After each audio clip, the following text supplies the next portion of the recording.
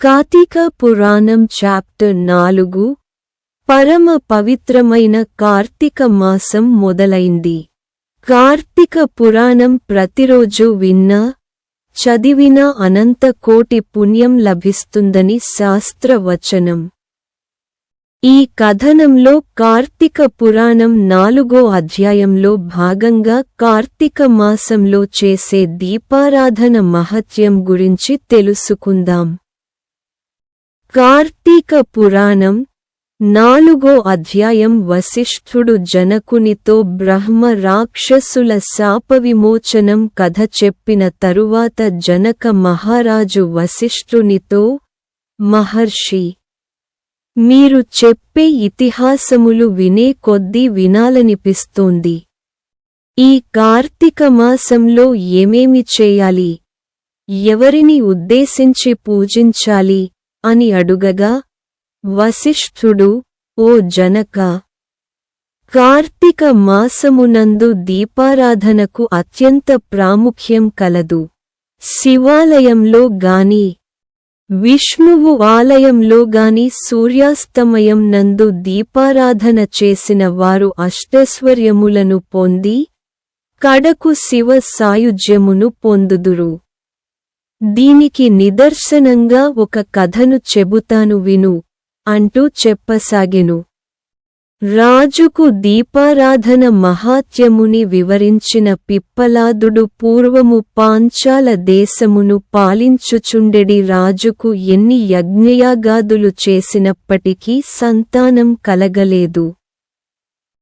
తుదకు విసుగు చెందిన ఆ రాజు గోదావరి తీరమున నిష్ఠతో తపమాచరించుచుండగా ఆ ప్రదేశమునకు పిప్పలాదుడను మునిపుంగవుడు వచ్చి, ఓ రాజా, నీవు ఏమి కోరి ఇటువంటి తపమాచరించుచున్నావు అని అడుగగా, రాజు, ఋషి పుంగవా, నాకు అప్లైశ్వర్యములు ఉన్నను పుత్ర సంతానం లేదు.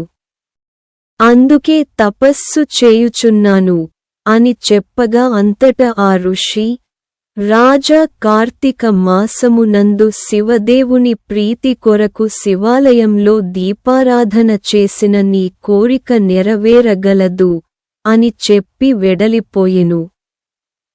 రాజుకు సంతాన భాగ్యం. మహర్షి మాటలు విన్న వెంటనే పాంచాల రాజు తన దేశమునకు వెళ్లి కార్తీక మాసం నెల రోజుల పాటు ప్రతిరోజూ శివాలయంలో దీపారాధన చేసెను. ఆ పుణ్య ఫలితంగా రాజు భార్య గర్భం దాల్చి 9 నెలల తర్వాత పండంటి మగ బిడ్డను ప్రసవించెను. అంతట రాజ కుటుంబీకులు మిక్కిలి సంతోషించి ఆ బిడ్డకు శత్రుజిత్తు అను నామకరణం చేసి అల్లారుముద్దుగా పెంచసాగెను.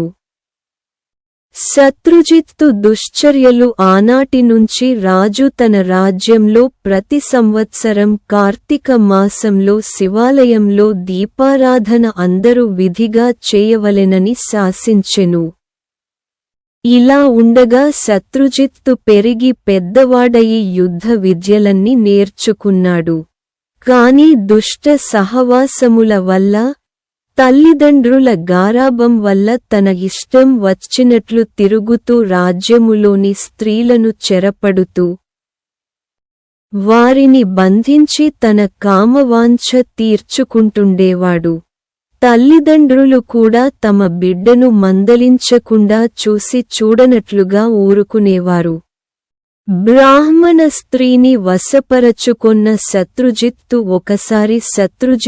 ఒక అందమైన బ్రాహ్మణ స్త్రీని చూశాడు.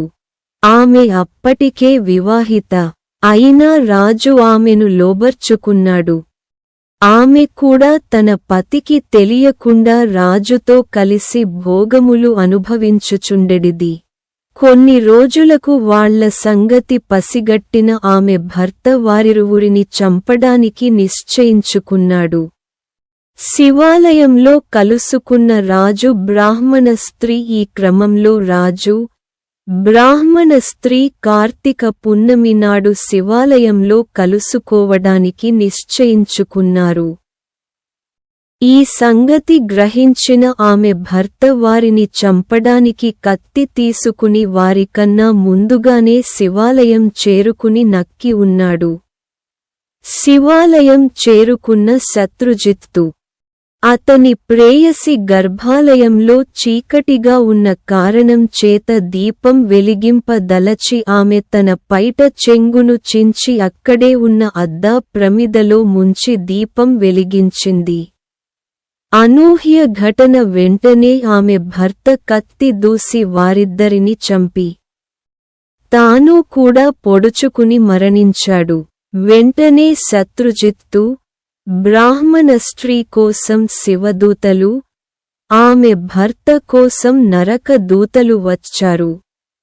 అప్పుడు ఆమె భర్త పాపులైన వారికోసం శివదూతలు రావడమేమిటి, నా కోసం నరక దూతలు రావడమేమిటి అని వారిని ప్రశ్నించగా, నరక దూతలు, ఓ బ్రాహ్మణుడా, వారెంత నీచులైన కార్తీక పౌర్ణమి నాడు తెలుసో తెలియకో శివాలయంలో దీపారాధన చేశారు. ఆ పుణ్యమే వారిని శివ సాయుజ్యానికి చేర్చింది అనగా, వెంటనే శత్రుజిత్తు తాము చేసిన దీపారాధన పుణ్యంలో కొంత ఆ బ్రాహ్మణుడికి ధారపోయగా వెంటనే శివదూతలు అతనిని కూడా పుష్పక విమానం ఎక్కించి కైలాసమునకు తీసుకుపోయెను.